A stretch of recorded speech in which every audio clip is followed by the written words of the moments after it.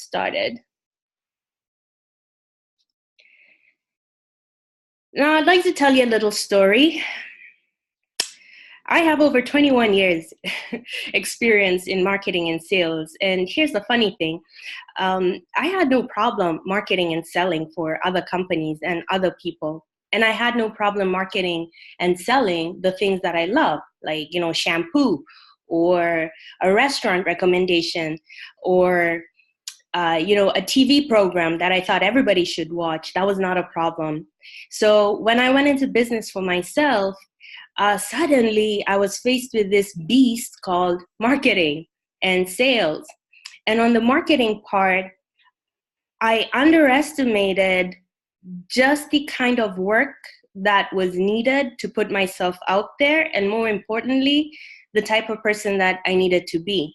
So for example, I would post on social media, I would go out to networking events, I would have coffee meets, I would speak on the phone with people, I did sponsorships, all the different marketing activities that you can imagine.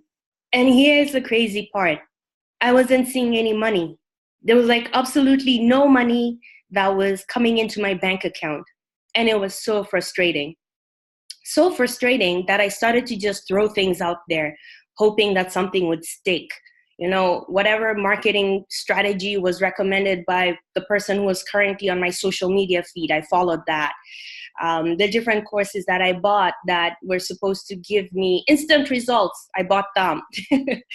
And because I am a learner, I defaulted to that state of always continually learning and attempting to apply, but nothing was happening on the business part.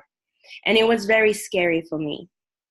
It was scary for me because I had left a very comfortable job. I had been working with Canada Revenue Agency. It was a permanent position with the federal government. And I left it to start my own business. And I was surrounded by family and friends who didn't understand what I was doing, and they sort of expected instant success. I know many of you have that experience where you're expected to just be successful out the womb. It's like, how are your clients? Are you making any money yet?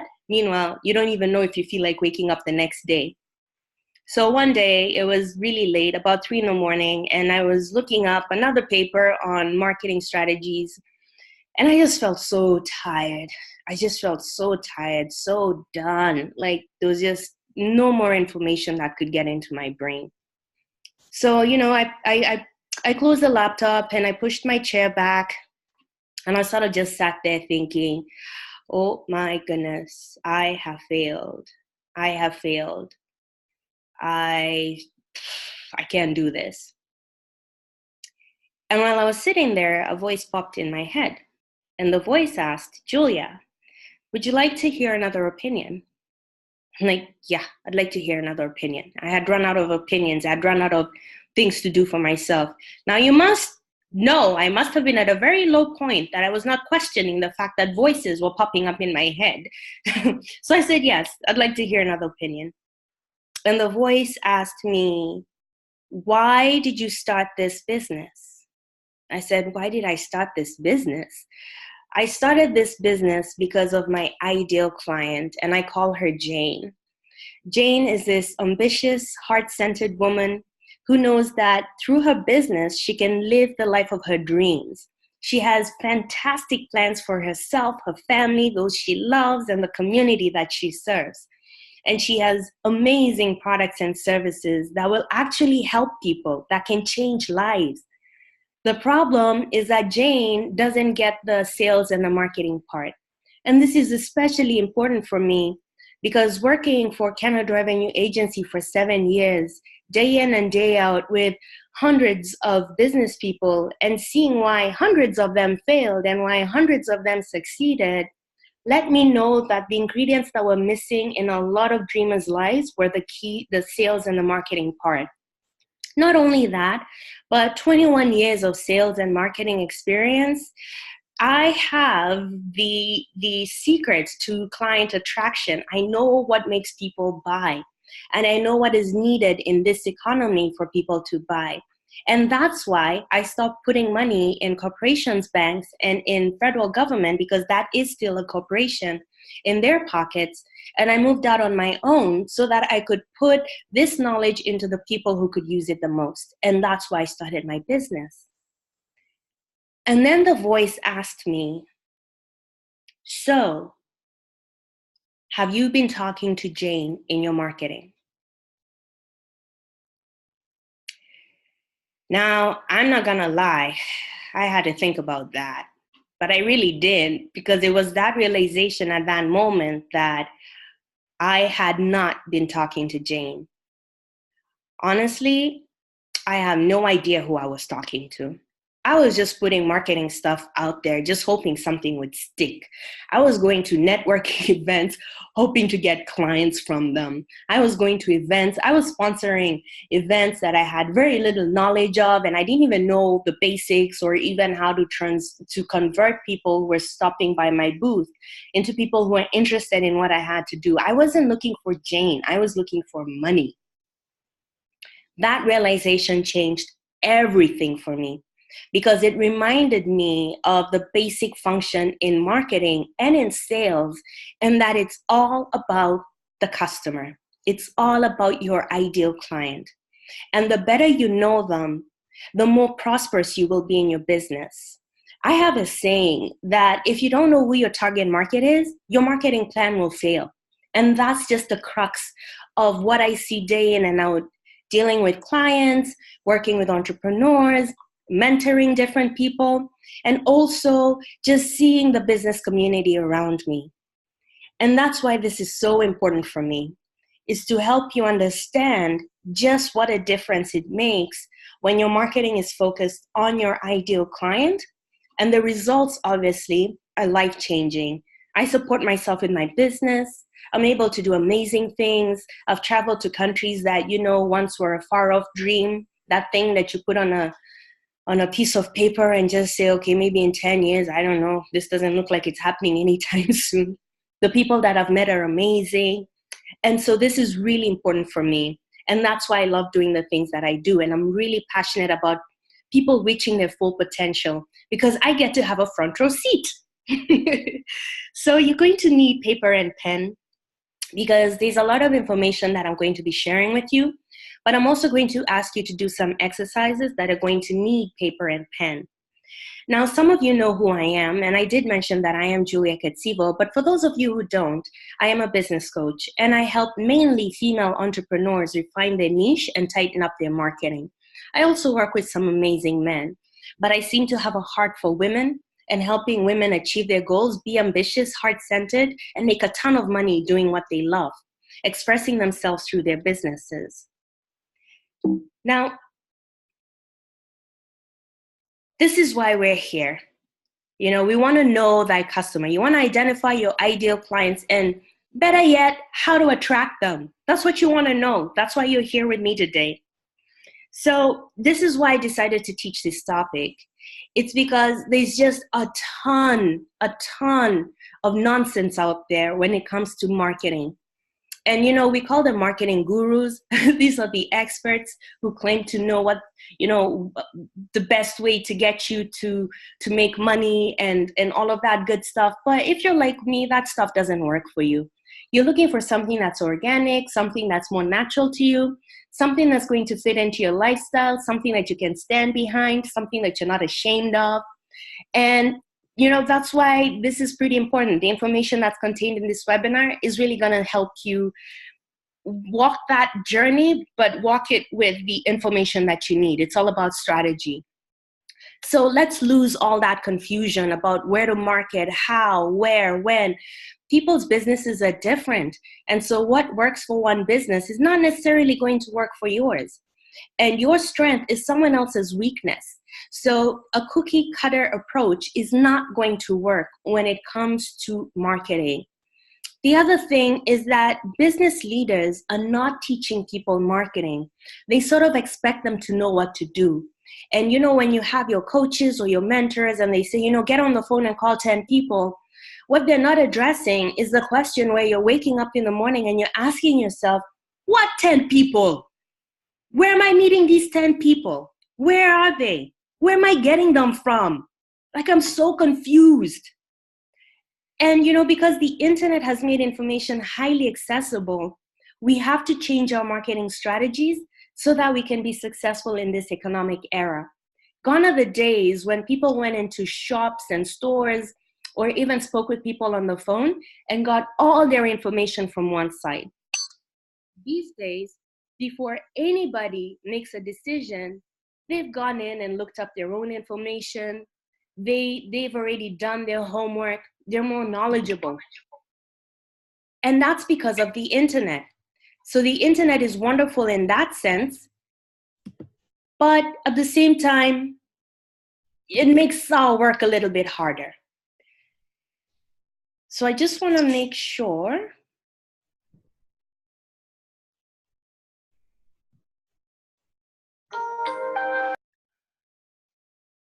Okay, good stuff. Okay. So what I'm interested in is helping you cut through the noise and make sure that this is not a problem for you. So let me know if this is you. You have amazing services and products and no clue where to find the people that will actually buy from you.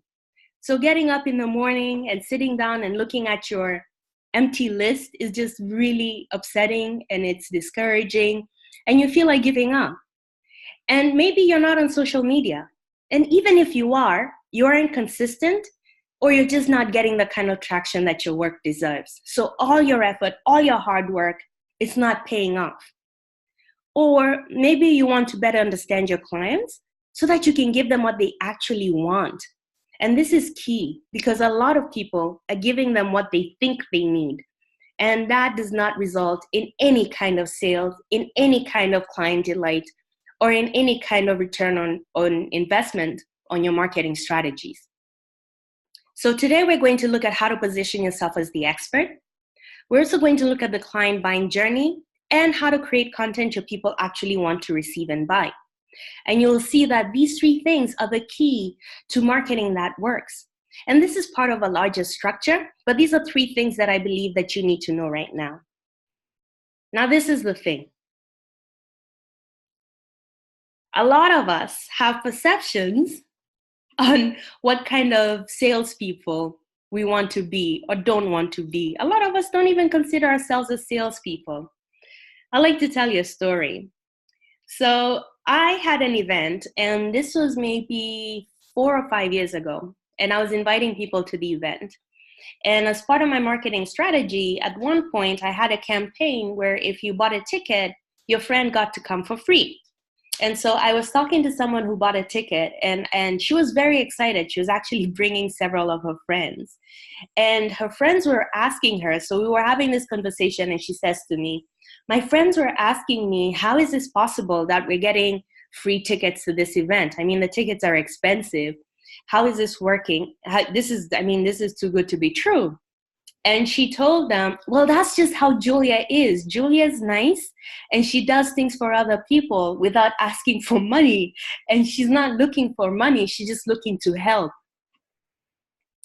Now, when this lady told me that, a part of me felt good that she said that I was nice and that I wanted to help people. But a part of me thought, oh my goodness, that is not what this is about. I don't want to make money. I want to help you and make money. I'm not trying to be the good girl who gives out information for free and helps people and then walks away hungry. That's not my intention at all. But I did nothing about that. And I maintained that image for quite a while before I had to do a little exercise in looking at how I viewed sales. Because the truth is, sales and marketing, those are the engines that will keep your business alive. Those are the things that will feed you. And most people, they don't like going there because they don't understand it, A. B, they want no part in it. They'd rather just pay someone to do it on their behalf. And C, they spend most of their time in operations and in doing things that are needed for the business but have nothing to do with making money. So for example, you'll see them posting on social media because they want a presence, but that has nothing to do with making money, not unless it's a strategic part of your marketing plan. And it's interesting that a 2016 research shows that only 3% of people consider salespeople to be trustworthy.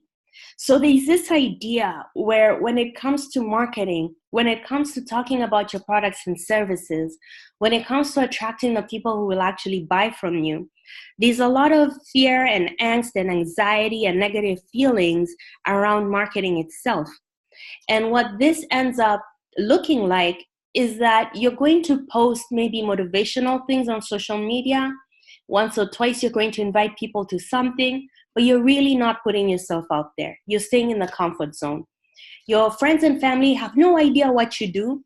And while it's not, their business to know what you do, it is your business to educate them. But you find yourself shying away from that because of credibility issues. You find that a lot of people feel that they don't want to be salesy or spammy. They don't want to just flood their network with information. And so they just stay away, or they play nice. And they think that they're not being greedy, and they think that they're not being salesy or spammy, or that they're not just looking out for themselves. But the result of this... Like they released it. They released them. The result of this is that we don't have clients and we don't have sales.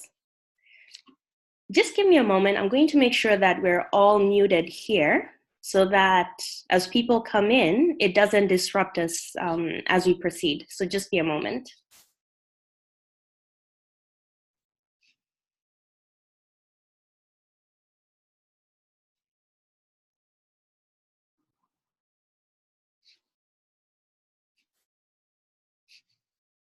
All right. I believe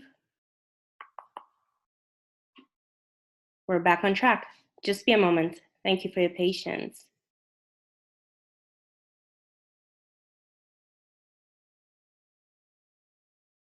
Okay, awesome. Excellent. Okay. With that said, I want us to do an exercise, okay? So this is where you're going to take your paper and your pen.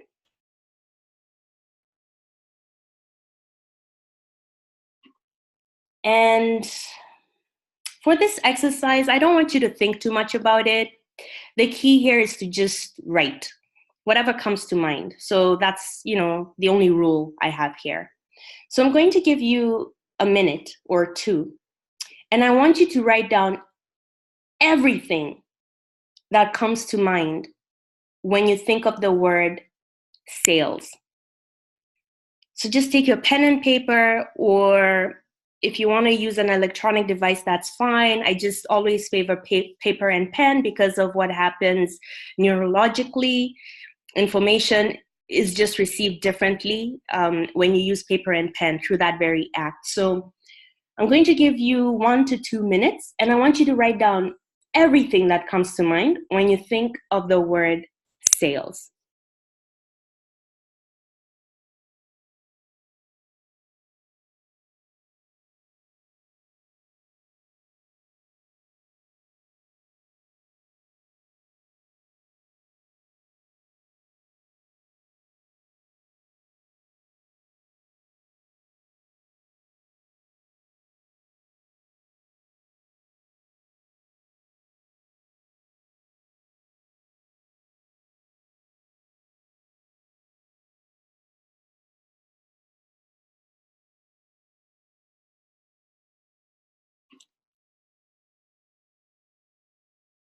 Okay, so for those of you who are just joining us, we're doing a little exercise here. We've just been talking a little bit about sales and marketing.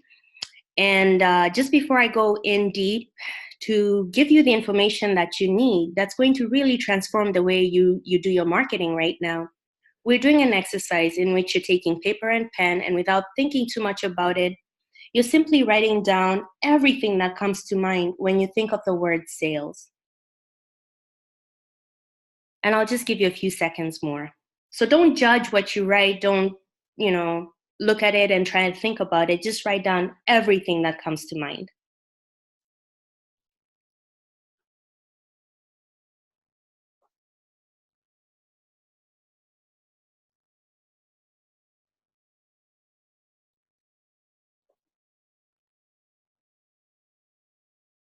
Okay. Next, I want you to write down everything that comes to mind when you think of the word money. When you think of the word money, write down everything that comes to mind. And I'll give you about a minute or so for that.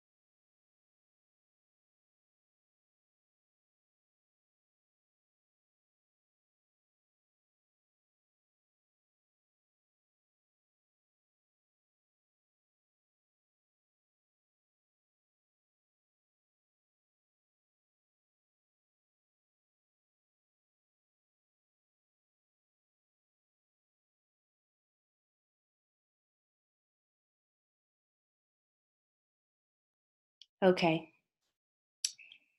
And now I'd like you to write down everything that comes to mind when you think of money in your account and clients lining up to work with you.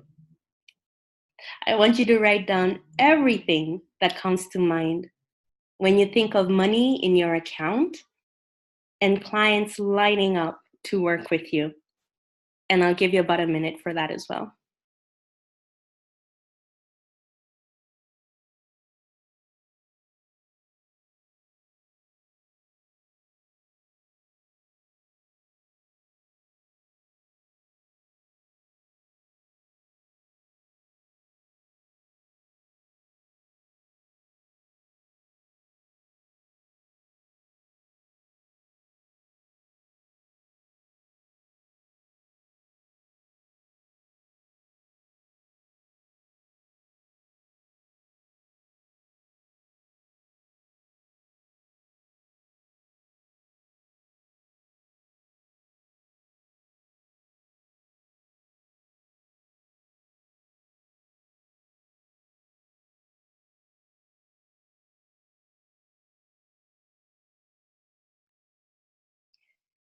So look at everything that you've written down about sales, money, and about money in your bank account and clients lining up to work with you. If you are honest and you didn't try to fool yourself with the exercise, then you're going to notice that you have a bunch of writings that are inconsistent with each other. So, for example, you may put down salesy, spammy, thief when it comes to sales, and awesome, I want that, give me more. And life would be so great if clients were lining up to work with you. Or you may put down, I love sales, no problem selling, easy, done it all my life, just different things. And when it comes to marketing, no idea where to start. I feel like I'm talking to myself, like all the different words that sort of symbolize how you feel about money, sales, and money in your bank account and clients lining up to work with you. And this is really the crux of what I'm going to show you next, is that this is your belief system around sales, money, and your business success that are all competing for airplay. And I want us to start with this first, because there's no point of me talking to you about how to attract your ideal client when you have all these inconsistent thoughts kind of driving your thoughts and your actions and leading to your inconsistent results. What we must do is we must reframe the way we think about sales, money, and business success and bring them into alignment so that everything you do is unified, so that when you're speaking with people, you don't have that voice in the back of your head that makes you feel like a car salesperson, so that when you're marketing, you don't feel like you're bothering people. So that when you're accepting the clients who come in, you know exactly where they came in, so you know what to do to get more of them, so that you don't have feast famine seasons because you have no idea how 4 clients landed on your lap, and for the next 3 months you're just broke because you have no idea what to do around that. So what we're going to do here is we're going to reframe the way we think about money and how we feel about it, because it's very important for us to know that sales and marketing are our best friends at this point. If you want a successful business, it's sales and marketing that's going to give you that successful business. Obviously, client fulfillment, and this is the part where you deliver on what you've been paid to do, and client delight, where you go above and beyond your duty so that you get more referrals, recommendations, and clients who stay longer with you. That is definitely a high goal. But without the sales and marketing, you don't even get a chance to do your good stuff. So what's the point? You see what I mean? So what we're going to do now is I'm going to give you about a minute or two, and you're going to write down, maybe turn the paper, on the other side, or get a blank piece of paper. You're going to write down all the ways your business helps people and how what you do can change lives. You're going to write down all the good things that your business allows for others, and what your products and services do for others, and how you can help them, and how you can change their lives, and just how amazing that is. So I want you to write down all the ways that your business helps people and how you actually change lives. And I'll give you about a minute or two for that.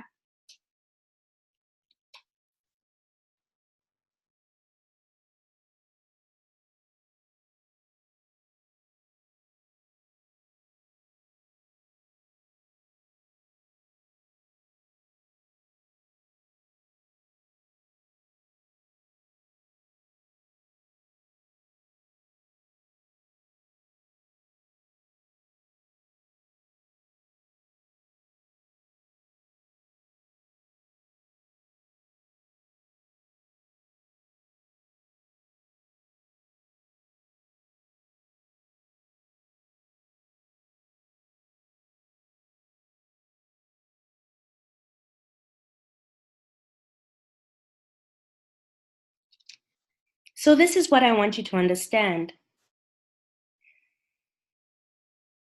It is an honor to ask for and to receive money for your experience, your expertise, and how you make lives better.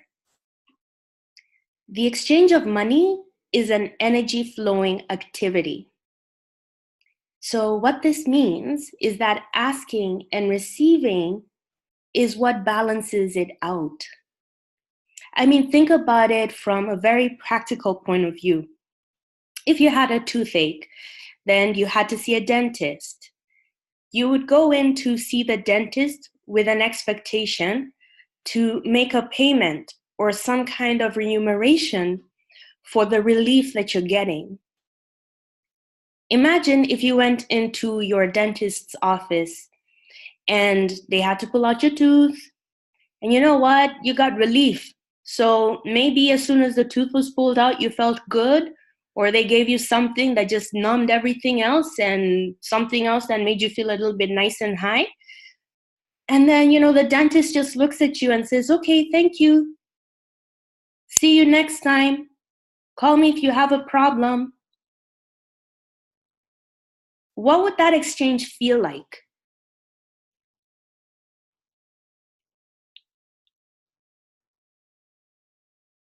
Or imagine if you went into a grocery store and you picked up a cart and you picked up, the food items that you needed so that you could make your meal for the night.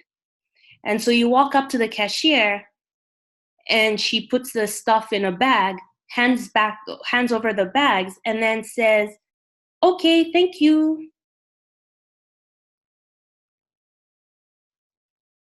What would that exchange feel like?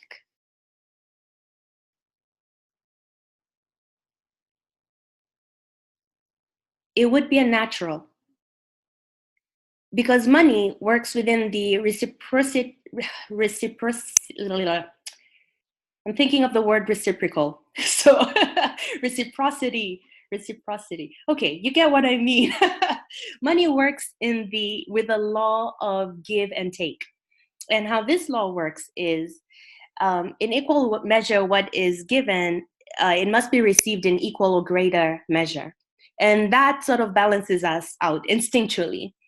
This happened back in the days, when people were cave people, because it's how unity was sort of maintained and agreements were made, and also how people did not live their lives feeling like they owed each other or had to watch their back because they were taking from others and not giving back something. So there's always an understanding, and this is ingrained in our DNA, that if you give something, you should expect something. And now this is really interesting that I say this, because the thing that makes people resistant to sales and marketing is that they want to give without the expectation of receiving. And they also have a way that they feel about giving and expecting receipt. However, business in its very basic definition is the buying and selling of goods and the flow of money. And so when I say that money, the exchange of money, is an energy flowing activity, if you're looking at your bank account or if you're looking at your transactions and you notice that there's a problem there, you will notice that it's either that you're spending money and not making money, or you're making money and not spending money. It is, and by this I mean that we need to have a flow. So this medium of exchange was created so that things could flow, goods, services, so that things could flow amongst people. And when we mess around with this law, then we end up having no money in the account, or we don't have the clients who are lining up. And this usually again stems from the way we feel about marketing, the way we feel about sales. But I want you to remember how you feel when you go shopping. When you're going out shopping, you're smiling. You're happy to hand over the item that you want to pay for.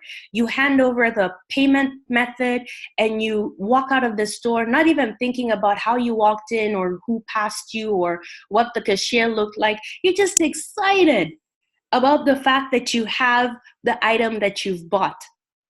And it's no different from the people who buy from you. When your thoughts and your actions are aligned, then you have no problem selling, because you understand that what you're giving is equal or greater in value. So this is the thing. A lot of people will go out and speak with, people in their network, in their community, and they have this troubling experience where they're pretty sure that people know what they do, but nobody is buying from them.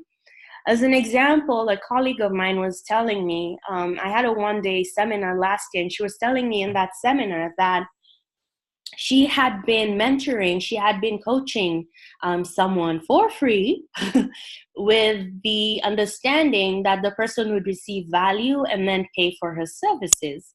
And so she was here mentoring this individual and helping him take his business to new heights. And then one day he comes over to her excitedly and is like, Linda, you know what? I've made some really bold moves. I know that's what you've been asking of me. And I actually hired a coach. This is someone that I've been looking up to, someone I've been following for a while. And I did it. I paid the money and I'm going to start coaching with this person.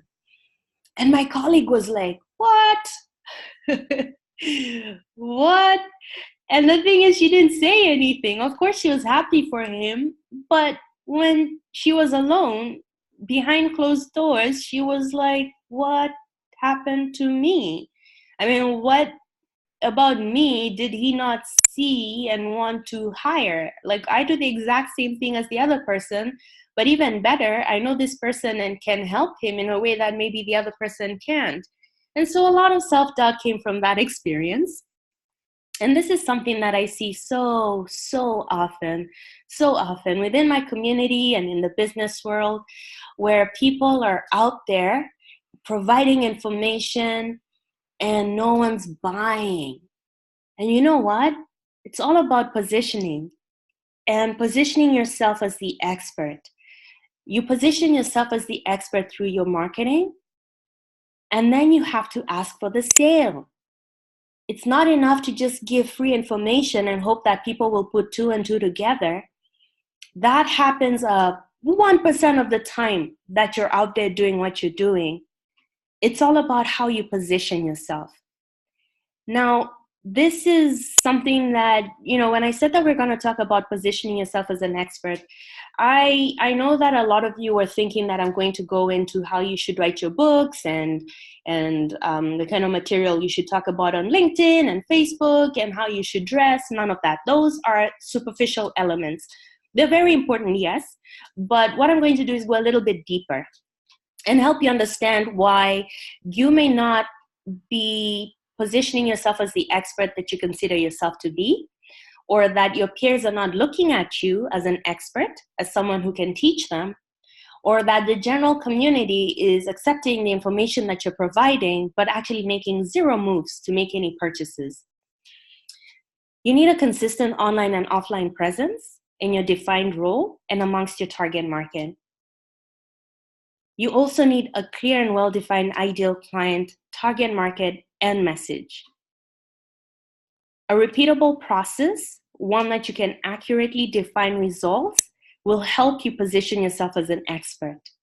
And you need a clear plan with progress markers and clear definitions of success so that you are on a trajectory and you're not blowing in the wind, going with whatever one person mentioned to you or not.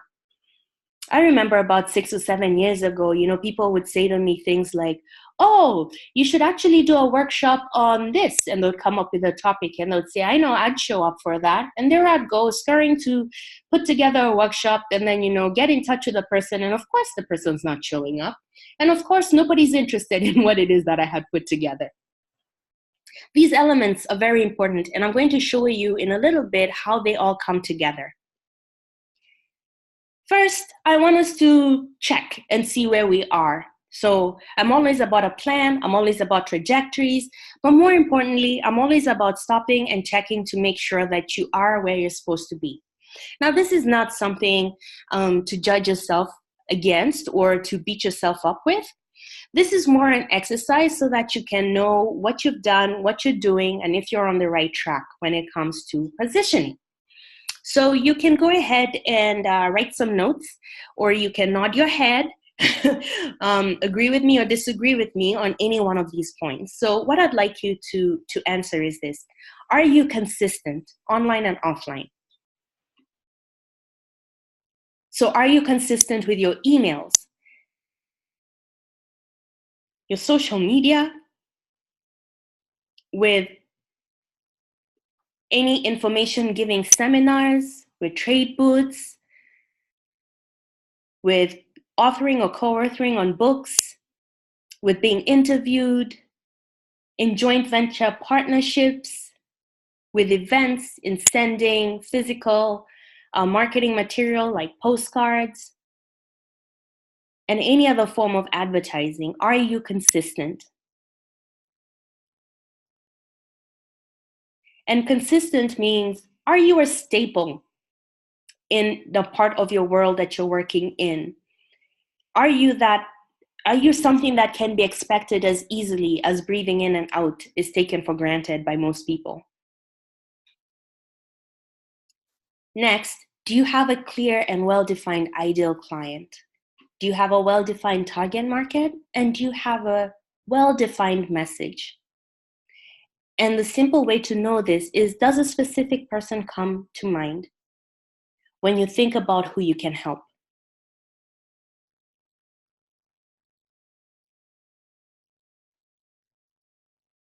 Next, do you have a repeatable process so that you can accurately define results? And by this, I mean that you're not promising clarity and confidence and all this good stuff that is not tangible. Those may be the actual outcomes of working with you, absolutely. But remember that you're playing in the marketplace, and the marketplace only understands what is tangible. So I'll say 90% of my clients are coaches. 10% belong in real estate, insurance, mortgage brokers, accountants, lawyers, but 90% are coaches. And I promise you, when they all tell me who their target market is at the beginning of our work together, they're all serving the same person, all of them. And when I ask them about their repeatable processes, just so that I know what we're working with, they all say the same thing, which is every client is different. So every approach is different. And I get it. I am a coach myself. But this is the thing.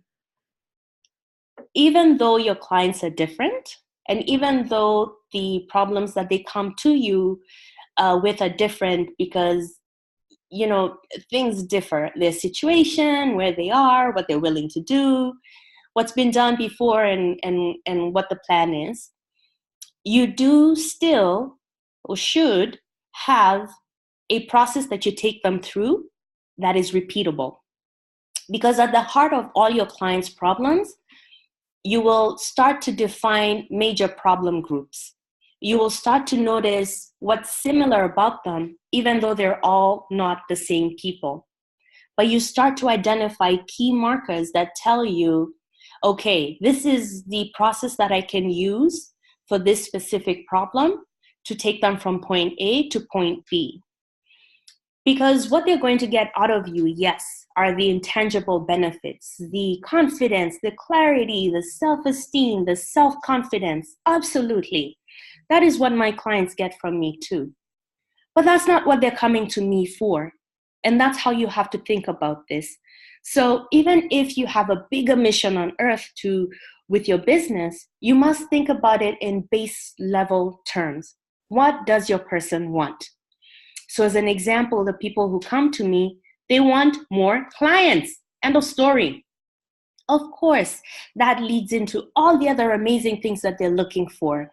You know, better relationships, richer relationships, travel, not worrying about bills, not worrying about money in their account, being assertive, being able to speak confidently about their prices, marketing and feeling proud of what they do, all of that. But the one thing that I do promise them, and this is because I have a repeatable process in which I can accurately define results, is that they will start to generate consistent income within 6 months, as long as they do what I tell them to. So this is the question that you have to ask yourself. Do you have a repeatable process, or are you reinventing the wheel each time? You make your life difficult because you're not able to market appropriately, because your results are all over the place. You yourself don't even know what to say when people ask you what the benefit of working with you is. And do you have a revenue plan that informs your marketing plan and strategies? And this is what's going to help you say no to the bright, shiny objects. More importantly, a revenue plan is where your marketing calendar arises from. When you have a revenue plan, then you know what products and services you need to sell, how many of them, and then you create the marketing plan that is in alignment with the revenue plan, so that you don't find yourself just randomly posting things on Facebook or LinkedIn or accepting every panel discussion out there in the city and actually not getting any clients.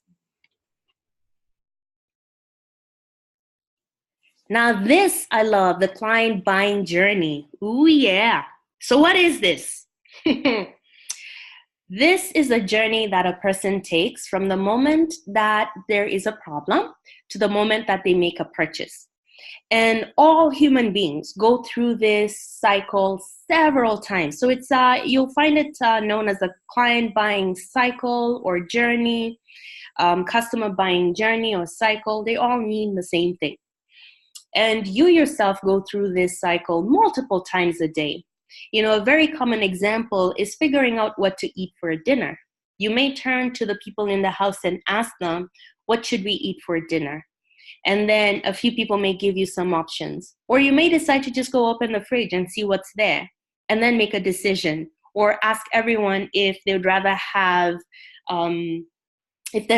pizza or if they'd rather have leftovers.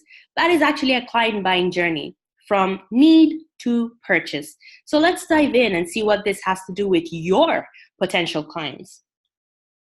So there are three main stages in the client buying journey, and they're further broken down, and you can go deeper into this if you like. But what I'll do is I will cover the main parts, and these are the parts that you need to know so that you can immediately improve on your marketing. So the first stage is awareness. And this is when your potential client discovers that they have a need. And so it comes into their awareness.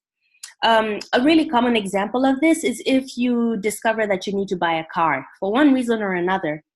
Suddenly, cars seem to take up your thoughts, but also on your way to work or other places that you regularly go to, you start to notice specific kinds of cars. You start to notice cars everywhere. It's the same way I remember when I was ready to buy a house. Suddenly, all the advertisements on television had to do with houses. Suddenly, just seemed like everything and everywhere I looked had to do with purchasing a home. And really, it's because this need is at the forefront. There's this line that people use, especially when it comes to discipline and focus and all of that good stuff. What you focus on expands. And it's pretty much the same thing in the world of awareness. When you're aware that there's a problem or there's a need, everything else takes a back seat, and this problem becomes huge and bigger, and it starts to take up your time, your energy. So this is something that happens to many people all the time. If you're thinking about, like even in the beginning when I said grab paper and pen, if your need was to find a pen, then that's your focus, is to find a pen, and you find yourself scrambling looking for a pen and or what you can write with. So it's a very common stage, but it's something that you need to be aware of because your potential clients go through this as well.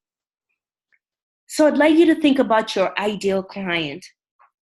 And I'm going to give you a minute or two to answer this question. What does the awareness stage look like for this person? So this is the moment or the situation when they realize they have a problem. This is not, someone who's always had chronic pain for the last 15 years. No, that is not the level of awareness we're looking for. We're looking for the person who has had maybe chronic pain for the last 15 years, but they're at a point where they need to get better because they're unable to continue working. So a situation, a moment or a situation. And I've given you some examples here in health coaching. A persistent pain that doesn't go away with or without painkillers. And for some reason or another, the person just feels like, okay, this is it. I'm tired. I need help. Or an upcoming celebration and the need to look and feel good at this event. So this is someone who will be thinking, okay, I need to drop this weight. It was a problem before, but now I really want to look good in the pictures. My daughter's getting married, that sort of thing. So I'm going to give you a moment or two. I want you to think of your ideal client. I call my ideal clients Jane. So you may want to name your avatar, your ideal client, if you don't have a name for the person. Or I want you to picture that ideal client and then write down what the awareness stage looks like for this person. What is the situation that would make them realize they have a problem? Or what is the moment? What does that moment look like for them?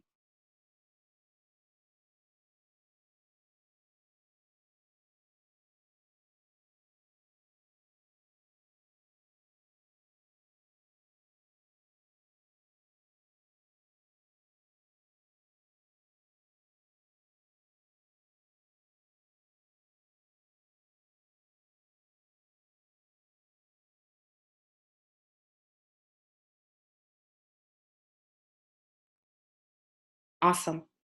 All right. Some other examples in business coaching. it would be wanting to start a business and not knowing where to start, or not making any money in the business. And for wellness products, it would be a desire to stop using pharmaceuticals or sudden allergies to commercial cleaning products. While you're thinking about your ideal client, this is what I want you to know when it comes to marketing. Your key marketing strategy at this stage of the client buying cycle is information. It's education. So we are not looking at signing people up. We're not looking at selling them. We're not looking at having them take the next step. Your job at this stage of the game is to educate them, to bring them into awareness that their problem has a name, that their problem has a name, or exactly what it is that they're facing. And the beauty about this is that when you know this, is that you can start creating material, marketing material that only focuses on benefits. Now, what I mean by this is, as I mentioned, 90% of my clients are coaches. So they wouldn't talk about themselves. What they would do is talk about the benefit of what they're engaged in. So an example I like to use is Tylenol, just because it's widely known in most parts of the world.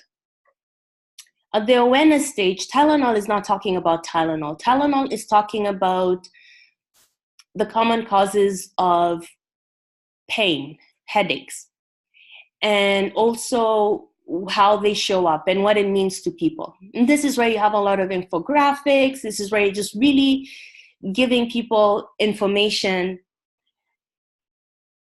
about why a painkiller would be effective in that case. But it's not mentioning the actual brand. So for yourself, you may use statistics. A lot of material that works in this particular case is when you have infographics, webinars, PDFs, physical postcards, postcards that say, are you suffering from? And then it's going to focus on information to educate the person on what that is and, the benefits of acupuncture, let's say, without necessarily mentioning that brand or that clinic. This is also what you should focus on in your free gifts. So for your websites, your opt-ins, we're looking at educating. Now, you still need to know the sequence of how to put this information together so that people, again, don't just consume your information and then say thank you and move on with their lives. There is still a sequence of events that take place on how you lay out this information so that you can lead them into the next stage. But really, your focus here is on information. So when you look at your marketing efforts, you want to make sure that you know who your ideal client is, you know what the trigger is, and the trigger would be the moment or the situation in which they are aware of a need, and then look at the marketing material you've created in answer to that. Stage 2 is consideration. This is when people are looking into their options. More commonly, you know it as shopping. I'm just shopping. They're not buying anything. This is when you go into the mall and you find yourself window shopping, or when you find yourself visiting several sites over and again, reading up information. And it's not that you can't make up your mind, it's that you're taking in information. You're considering.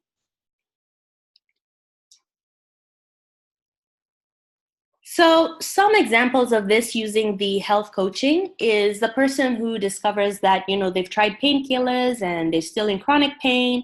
So at this point, they're looking into their options. So they're looking at traditional and non-traditional healing methods. They're open to other non-pharmaceutical methods. They're open to more intrusive pharmaceutical methods. They're really just looking into whatever it is that's out there that can help them with their pain. This is where people compare. So they look at one person and they look at people who are in the same market and then look at what makes them different. right? And this is also when people decide whether they want to do things themselves or if they want to hire a professional. So I'm going to give you a minute or so, and I want you to think about your ideal client. And I want you to write down what the consideration stage looks like for your person. Now, something that I find helpful that my clients use, and something that I use for myself periodically, about every 4 to 5 years, to make sure that I'm still working with the people that I love to work with, is that I write this all out in the form of a story. So when I said, what does the awareness stage look like for your client, I personify the client. I say, I'm Jane, I live at home, like that. What does the consideration stage look like? I say, well, I've been with this chronic pain for the last 15 years, and I have tried, and then list them out. Nothing's working. So at this point, I'm looking at trying samples from, and then fill that in. So if you find that you're experiencing some difficulty figuring out what your ideal client is going through in the different stages, write it out as a story, and it may come easier to you. But you have to think about your ideal client. It means you have to know who your ideal client is. And something else that happens is that people say, well, I have multiple clients with many different stories. And that, of course, goes down to that inconsistent messaging that I was talking about before, where, we need that repeatable process so that you can accurately reflect the results that you bring in for your client. So I want you to think about your most ideal client, the person that you wouldn't mind knocking on your door, office door, proverbial door, 15 of them wanting to work with you. Tell me that person's story. What does the consideration stage look like for this person? And I'll give you about a minute for this.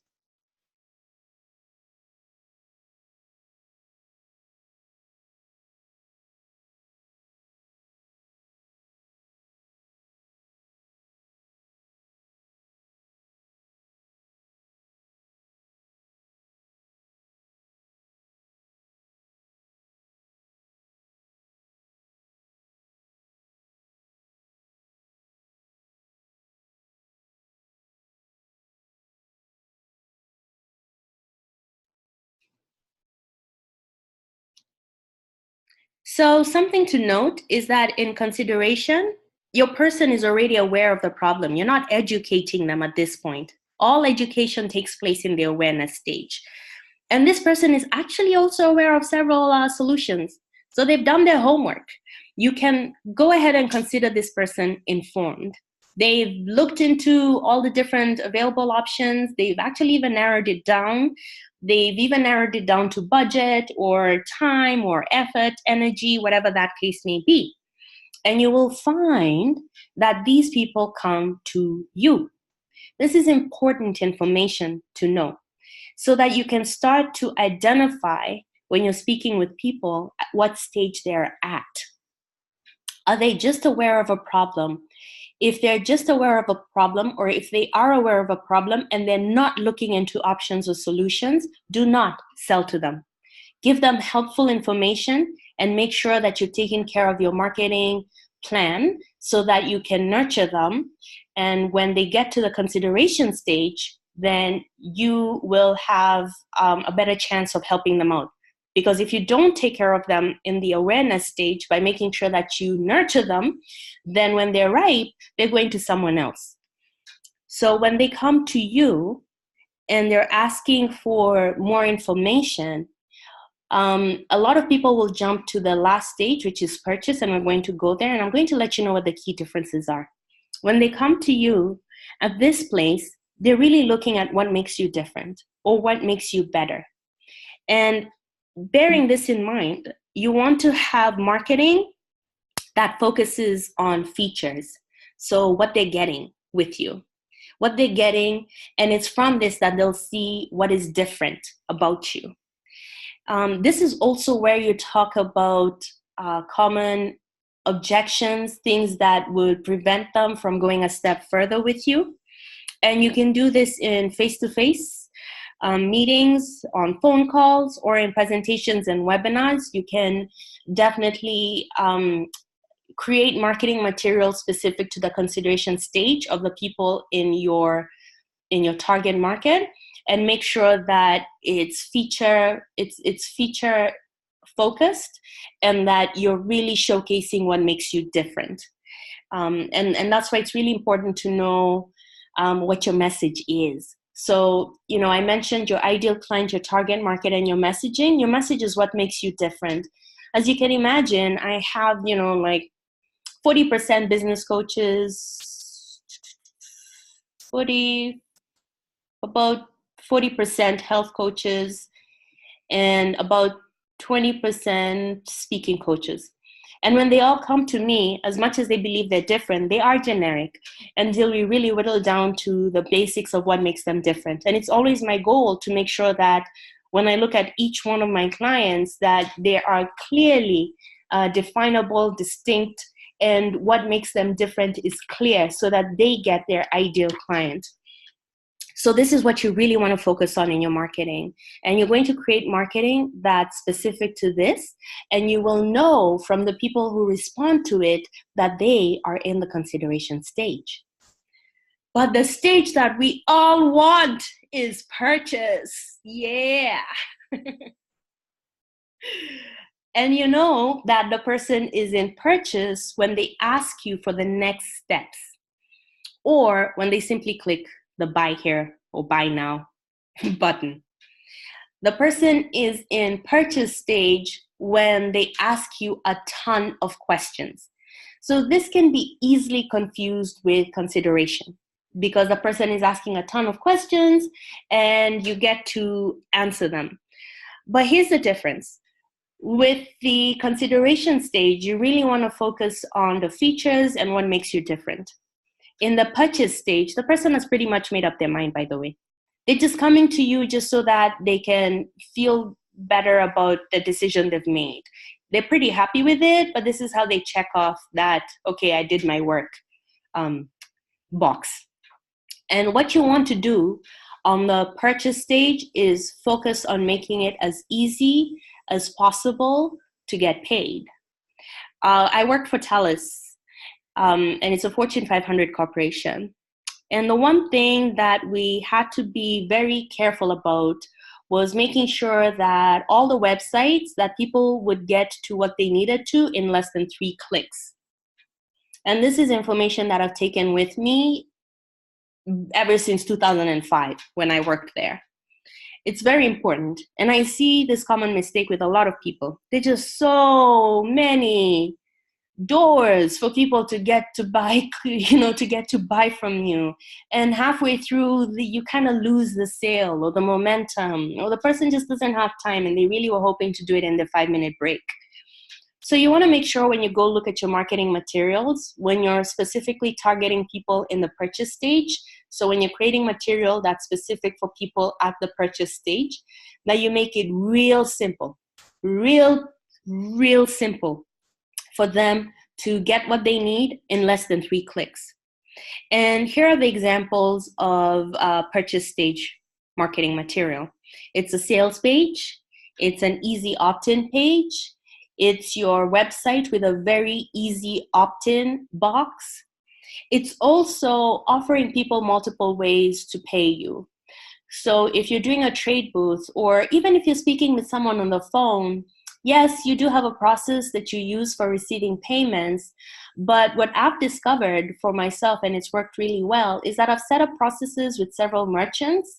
And what this does is it allows me to give my clients whom I can perceive are not just wasting my time or just, creating extra work, especially the clients who are not in North America, but they're in different countries.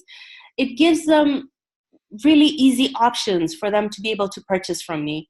Because the last thing you want is to turn someone down because you don't have a merchant, you don't have a transaction piece that can assist them.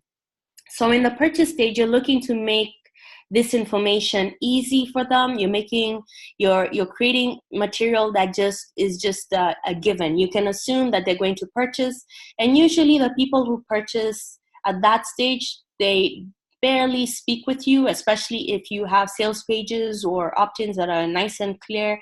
They've already done their work, awareness, consideration, and they're just looking for, okay, where's the button? Let's do this. I want to get my goodies. Now, this is the thing. So we now know that we have the 3 stages that we have to think about when we're creating our marketing material and when we're speaking with people, just to quickly know, at what stage they're at, so that you don't waste your time and effort on someone who's in the awareness stage, or lose an opportunity with someone in the purchase stage, or give the right information at the wrong time to the person in the consideration stage.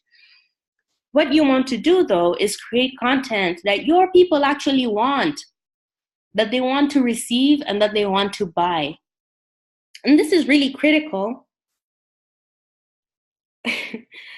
I say this because many people out there, they create what they think their person needs. But what they don't realize is that half the reason why their marketing is not landing, and maybe you're in this boat, half the reason why your marketing is not taking off, or you have your marketing and people are liking and smiling with you, but nobody's buying, is because you're giving them what you think they want. You're not giving them what they need. And you're not giving them what they actually want to buy. I discovered in the world of advertising, and this was about, when was this? 2000? Wow, time flies. Yeah, about the year 2000 or so, I was working on a project with Rogers Communications Inc. So it's one of the largest telecommunications companies in Canada, and they're primarily known for their cell phones. So anyway, I was working on the cell phones division, and the one thing that was impressed upon me was the idea that the company, and this is all telecommunication companies, they all operated on this principle that they would release features on the phone that people would just have no choice but want to buy. And the metric they were using to gauge their success was when customers and other people would say, "Oh my gosh, how did you know? I needed this. Like, I'm so happy that you put this feature in." Or, "Were you reading my mind? This is what I've always wanted." And the idea then was to always be 10, 15 years ahead of the customer base. And I see this all the time. When cars come out and they say that they have new features and they're advertising them, that was actually planned about 10 or more years before. What makes these companies successful and ahead of the curve is that they know their ideal client so well. They know their person so well that they know what that person will need and what that person will want, even before the person reaches the awareness stage.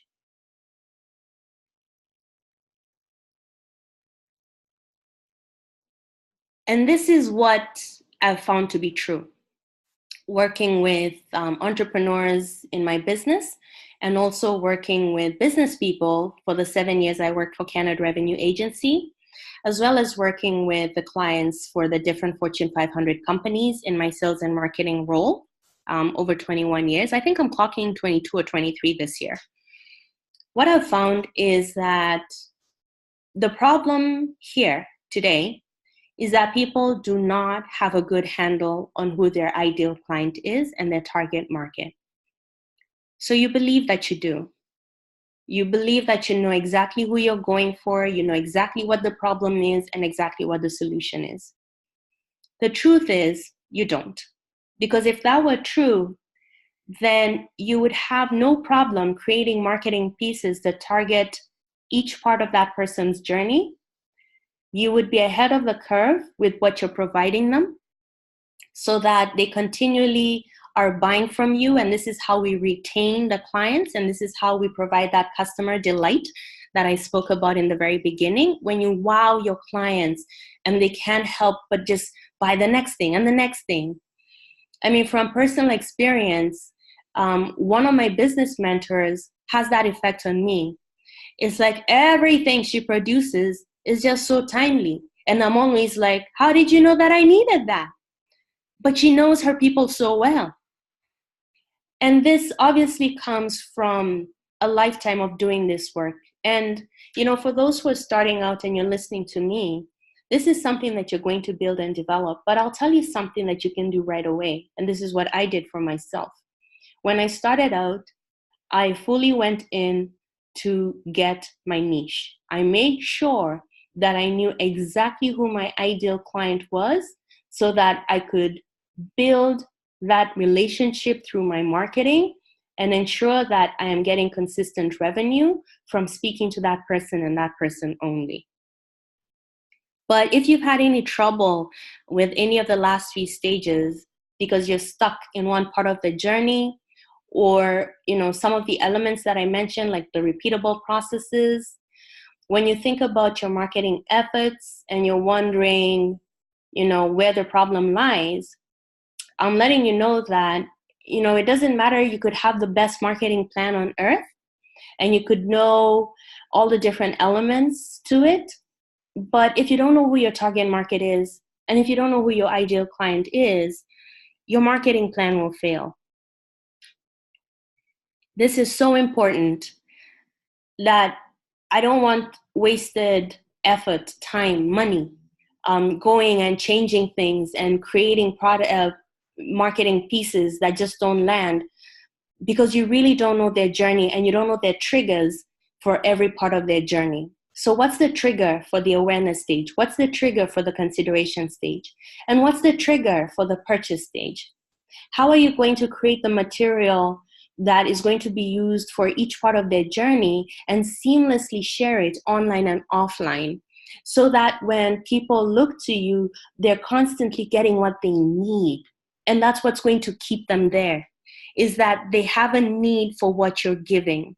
And then how do you take those results and share them with others in a way that makes sense and that your ideal person will say, that's exactly what I want. So that's why I create live events, and I have a live event, the Successful and Smart Live. I'm spending about 2 hours at this event just working on your ideal client, your target market, and your messaging. And what I mean by this is that we're going to make sure that you're not leaving the room until you have that down packed. Because if you want to make sense of your marketing, and if you truly want to see results, then you do need to have a very good handle on who your person is. And you also need to know what makes you different. Remember, everyone has a story, and most people have experience and expertise, and everyone has a personality. So what is it about you that makes you different? And that's why at this event, I'm making sure that every single person who's coming, it's an intimate event so that I can do this, is going to leave with a very clear ideal client, target market, and message. And this is useful because you're then able to take the pieces of the information that I gave you in this webinar to construct marketing material that actually lands. So a lady, Rosalie, she came to one of my events and she went home and completely redesigned her opt-in gifts and the marketing material that she had scheduled. She scrapped all that. And what she did is she created the story as I advised you to do if you're having trouble coming up with points. And she wrote the story from start to finish of her ideal client. And this is after we had worked on who that person is. And so she wrote the story about the person before the problem, awareness of the problem, all the things that happened during consideration, and then what led to purchase. And she created the marketing material that fit into that journey. and rescheduled them. And lo and behold, she started making more money. She started getting more clients, and her marketing messages were actually hitting, and on all the different platforms too. And when she came to me, she was like, I can't believe this is happening. And I said, why are you surprised? You know your customer, you know their journey, and you're giving them the information that's appropriate for each stage. That's not rocket science. That's information. And so you need to know who your ideal client is, your target market, and your message, so that all the other marketing pieces fit, so that you start to see traction, so that you start to see movement, and so that you don't get discouraged by your effort. Now, we're not just spending, 2 hours and the rest of the day on this. We're definitely getting clear on the vision. At the beginning of this webinar, I worked on the sales, money, and just basically how you view your business success. What I'm going to be doing at the event is I'm really going to be working on self-belief and belief in what you do, which is so important. And we're going to make sure that we reframe all that intensely, so that you're in a place where you can absorb the information that I'm going to be giving you, and that you're going to share with others as well, which is important, because I do believe in learning and networking, but I also believe in business advancement. And what I've found at my events is that just the process of stating and restating who you are, what you do, who your ideal client is, what your message is, you'll find people coming to you, during the breaks or during the exercises or at the end of the day, and asking for your card because they have someone in mind. So I'm always about that. I want you to come and learn what you need to learn, and also immerse yourself with a group of amazing women and a few amazing men, and also to advance your business in terms of connections. And I attract really good, high quality people who are heart-centered, really ambitious, and they want to move places. They want to go places. They have businesses to master and run, right? Now, this is happening here in Toronto, Canada. The event is happening on Saturday, April 27th. It's from 10 a.m. to 5 p.m. The first few people who bought tickets, they get to be at the VIP reception, 5:30 to 7:30. So while that offer is not available for you, I do have something for you. And I'm going to let you know. Actually, here it is. If you register for your ticket today, within 24 hours, you're going to get on the phone with me for 30 minutes before the event. And what I'm going to do is I'm going to help you flesh out your awareness, consideration, and purchase stage. So come to me with whatever it is that you have.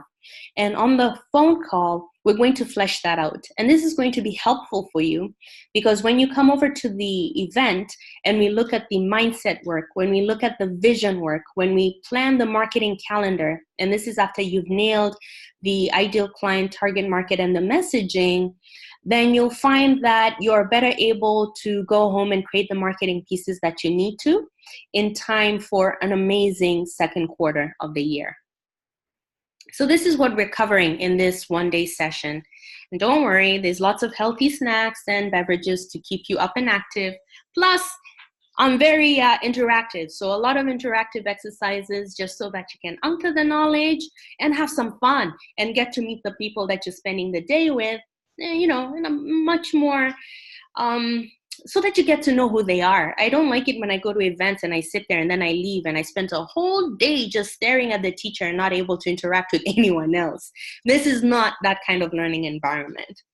So like I mentioned, we do the mindset work, powerful mindset work, and this is going to create your forthcoming aha moments. Everything is about strategy. I'm not hoping that you're going to show up and have your aha moments. I'm planning for it.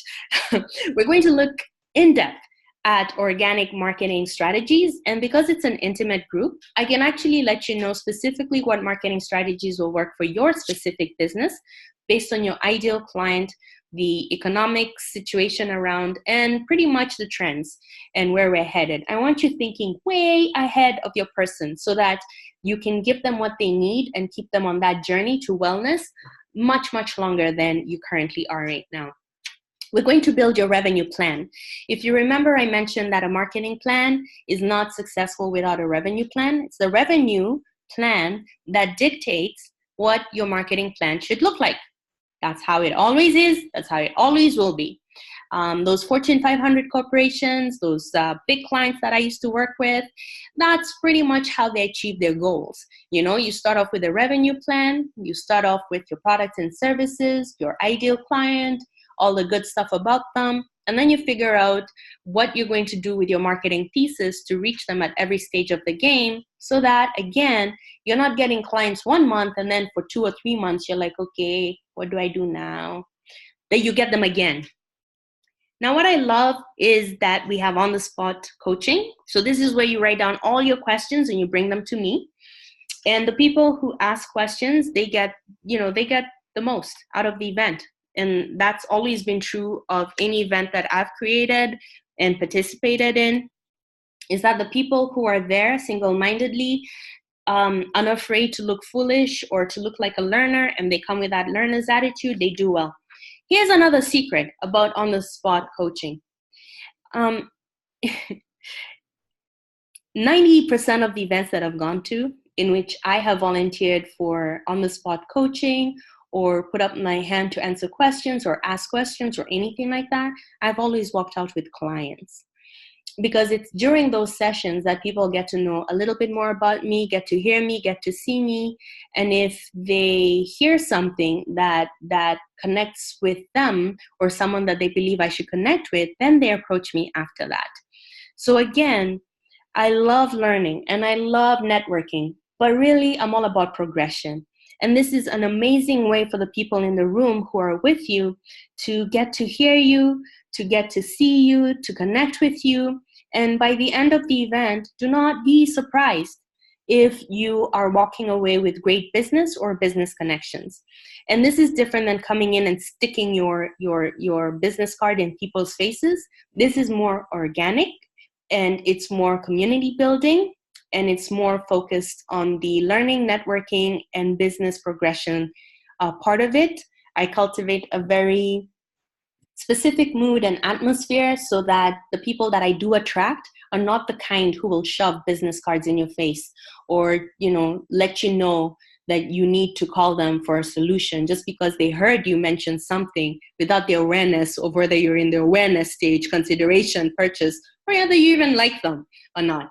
So the link to register is at the top there. Now, if you're amongst the first 5 people who register between now and the next 24 and 3/4 hours, you're going to get on the phone with me and we're going to look at your current information that you've pulled together from this webinar so that you are that much more ahead when you come to the event.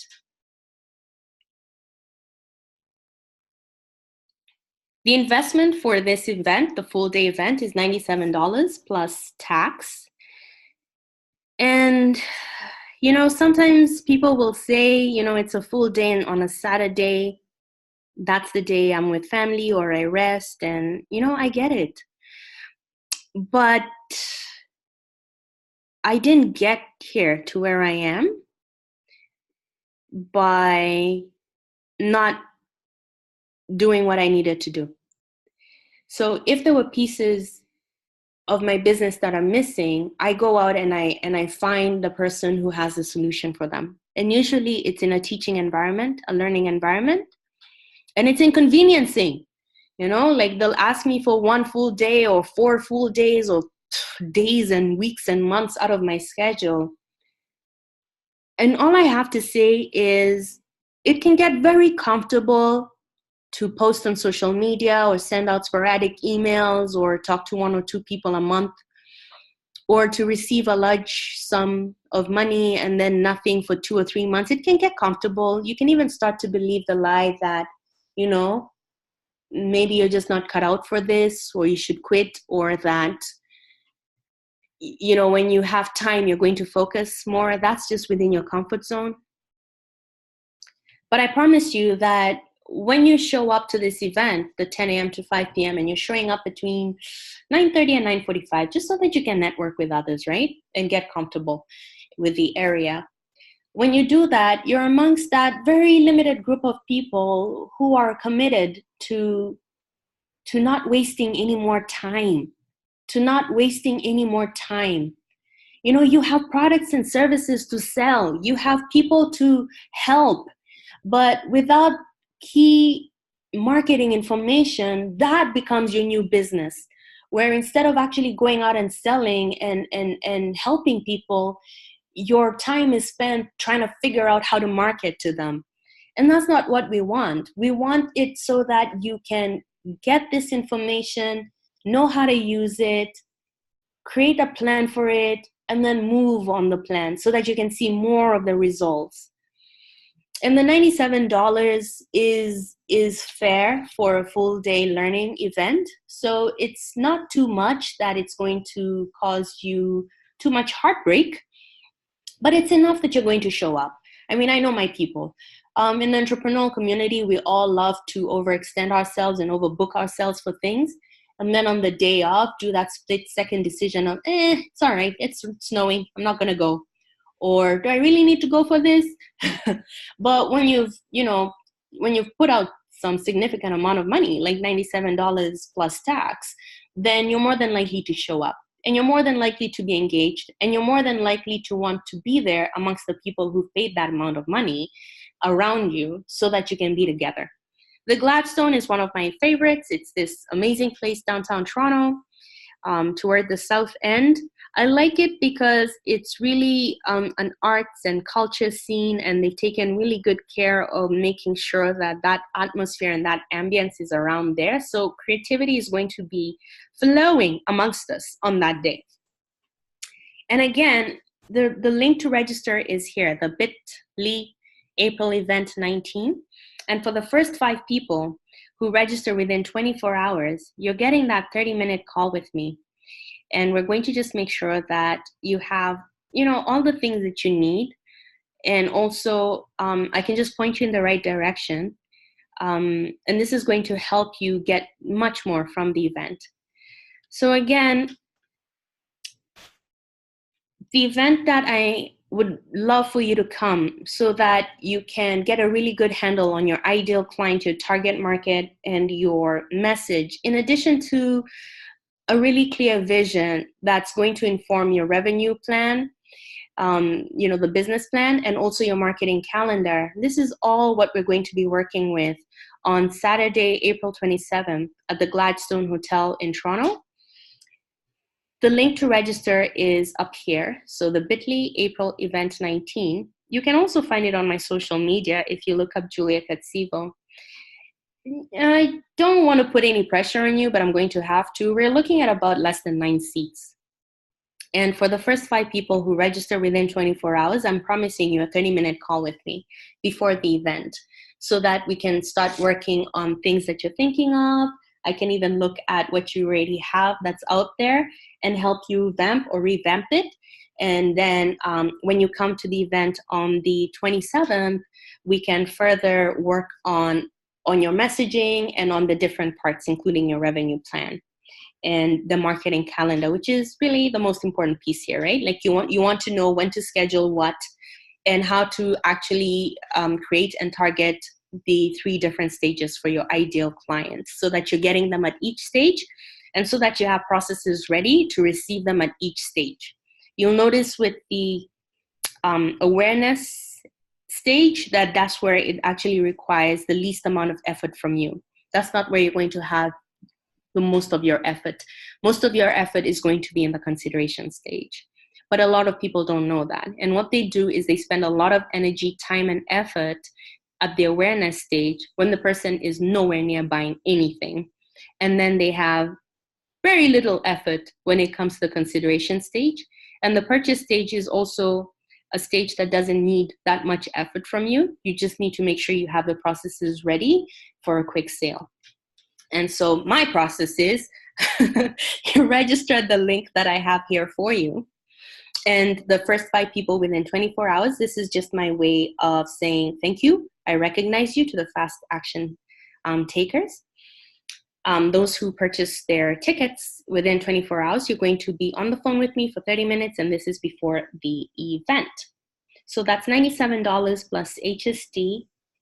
And I am looking forward to seeing you. We have less than 9 tickets available for the show, and I want you to be one of the ones who are coming, okay? Thank you for joining me for this webinar. And I'd like you to share with me your takeaway in our Facebook group, Marketing That Works. And let me know what you picked up and what you're going to be changing or implementing or tweaking right away. And also, for the first 5 people who've bought tickets, I see that I love it. Okay, this is awesome. So for the people who just purchased the tickets as I was saying this, wow, you're fast. You will also receive an email in the next few hours that's going to give you a link to schedule your call with me so that we can hop on the phone and we can look at what you're working with right now, because from the way you bought your tickets, I know that you really are looking to make moves right away. So have a great rest of the day or night, depending on your time zone. Thank you for joining me, and I will chat with you soon on April 27th at the Gladstone Hotel.